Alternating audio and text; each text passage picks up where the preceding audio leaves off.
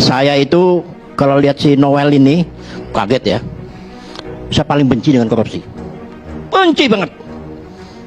Ya, Noel baru bulan Desember ya dapat duitnya ya. 3 miliar. Seharusnya dia usut. Jangan diambil uangnya kalau dia mau pembersihan di departemen itu. Kan dikumpulkan data tahun dari 2019 sampai 2025 sampai terkumpul berapa? 60 miliar katanya tuh. 69. 89. Seharusnya si Noel ini mengusut itu. Ini bajingan ini orang ini. Ya. Tolong dijaga bang, kata-katanya tolong Enggak dijaga. apa-apa. Anda kok kasar sekali sama Di depan Noel, ya? umum saya biasa ngomong. Saya tanya kepada adik-adik, setuju nggak koruptor dihukum mati? Setuju nggak? Setuju nggak? Setuju nggak? Inilah rakyat jadi miskin ini gara-gara gini-ginian. Saya minta Bapak Presiden kita nih ya laksanakan janjinya di pemilu. Salah satu ada memberantas korupsi, koruptor.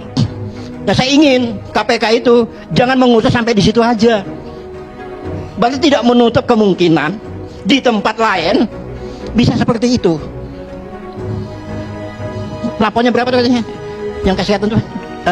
Sertifikasi 200. K3 275.000 menjadi 6 juta rupiah per orang, per buruh. Ini kan per sertifikat. pemerasan ini, pemerasan. Ini nggak boleh lah. Sebagai wamen nggak boleh begitu. Kita tidak menutup kemungkinan di kementerian lain seperti itu juga. Saya minta KPK usut itu. Itu dari saya sementara. Baik, Bang David, komentar lu bang, boleh bang? Sebagai eksekutif sampai masuk ke ranah itu menerima aliran dana, membiarkan 3 miliar masuk kantong. Ya, makasih. Dari dua sahabat pembicara sebelumnya kan, ini juga kawan-kawan Noel ya. Saya teman baik Noel, sama-sama 98, sama-sama dirawat. Walaupun organ kami berbeda ya, saya Bara JP. Nah, dalam sisi manusia itu selalu ada dua sisi kan. Yin yang lagi tuh, ada sisi gelap, ada sisi terang. Beberapa waktu sebelum Noel ketangkap kan di publik itu Noel seolah-olah seorang hero ya. Dan banyak hal yang menjanjikan hal yang positif ke depan dengan setiap Noel ada di media elektronik. Nah, tetapi ketika beliau tertangkap tangan kan ya kita melihat apa adanya seperti hari ini. Bagi saya, apapun Noel, dia adalah tetap teman. Tetapi bahwa kejatuhannya di dalam case ini itu tidak bisa ditoleransi. Tetapi ada sisi-sisi lain yang harus ditempatkan secara proporsional dalam case ini.